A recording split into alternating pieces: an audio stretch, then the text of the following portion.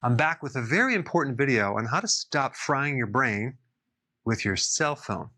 Now, I've talked about this in other videos, but I wanted to do a series of videos on something called EMF and try to break it down really, really simple. It's going to be a fairly short video, but I'm going to show you what I do to minimize what's called invisible radiation. So EMF, what is it? It stands for electromagnetic field. So what does that mean? Well, you have an electric component to it, you have a magnetic field part of it, and you also have other fields of energy, radio frequencies, and even microwaves. Typically, you think of microwaves being the microwave oven, but there's other things that will give you microwaves, including your cell phone.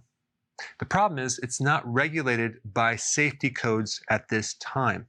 So it's kind of like at some point in time, people started smoking, and smoking was considered actually beneficial for you. You also had DDT, which was considered beneficial. You also had asbestos, which was considered safe.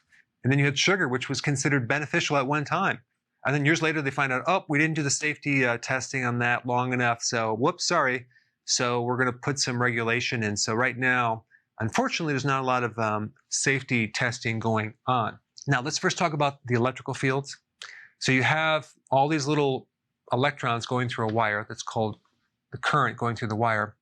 And the pressure that's pushing this electricity is called the voltage. So it's the pressure from a power source. So the more pressure or more voltage, the more electrical field you're going to have on the wire.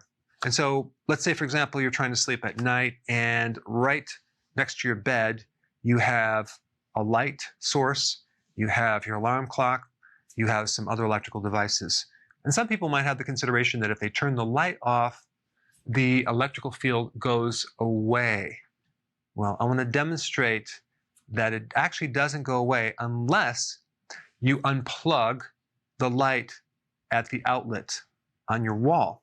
Because even though you turn the light off at this level, if you were to open up this wire, it would be hot or live. In other words, there's voltage in that wire that is generating an electrical field unless you disconnect it at the wall. And so there's different switches that you can get. You can plug it into the wall and then plug your light into there. So you can turn things off at the outlet level so there'll be less electrical current coming from these wires next to your head while you're sleeping. And then you have magnetic fields. So magnetic field occurs anytime there's current flowing through a wire. And so there's a field that's generated sometimes 6 to 8 feet from that source if it's a strong magnetic field. And so magnetic fields only occur if it's live, if there's current flowing through a wire. So let me demonstrate that. So I'm on electrical fields right here, and take a look at these wires down here, right? These wires are connecting to this light right here, okay? Now, let's go ahead and turn off the light, okay? Look at, this is still high. The wire is still high because there's voltage in this cord. So we want to turn it off at the outlet or just unplug the light or other devices next to your bed. Okay, for the next demonstration, I'm going to turn it to magnetic fields. In order for something to have a magnetic field, you have to have current flowing through it. So we turn on the light. Okay, so we have the light right through here. You can see that it's pretty high, right? Now, I'm going to turn off the light. Okay, now I'm going to assess the same cord, and it's not very active, if at all. Why? Because the magnetic field only occurs if there's current flowing through the wire. If I turn it to the electrical field, it's high, but not magnetic. So electrical fields have to do with voltage, which is the power that's pushing these little electrons. And magnetic field has to do with the fields that extend beyond the current. It's not the voltage or the power, it's just the electrons going through it. And then we get to something called radio waves or microwaves. And for that topic, you have a router, you might have a cell tower that is sending signals to your cell phone. And so if your phone is close to your head, your brain, you're going to be getting exposure to microwaves. Not to mention maybe some magnetic and electrical fields as well. So let me do a little demonstration with the cell phone to show you. All right, so now we're going to turn this all the way to radio frequencies, okay? I'm going to get it close to my cell phone right here.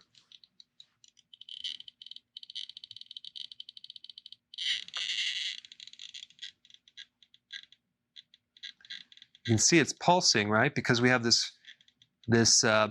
cell tower is sending signals every so often. Okay, so now I'm going to actually make a call. I'm going to call Jared.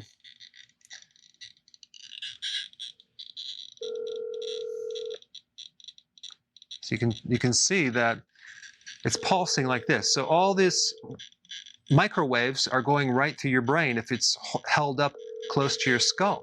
Now, in the future, I'm going to do some other videos to show you how to identify other sources of invisible radiation using this tool right here. I like the tri-field EMF meter model TF2.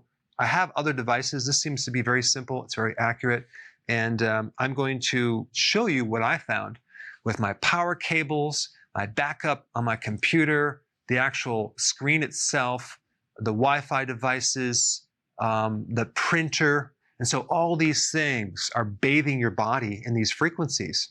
And if you're sitting behind the computer like I do for a very long time, it's not healthy. So you're going to have to minimize the exposure and find out where it's coming from. So with this device, you can measure the radio frequencies, the electrical fields, as well as the magnetic fields, very, very simply.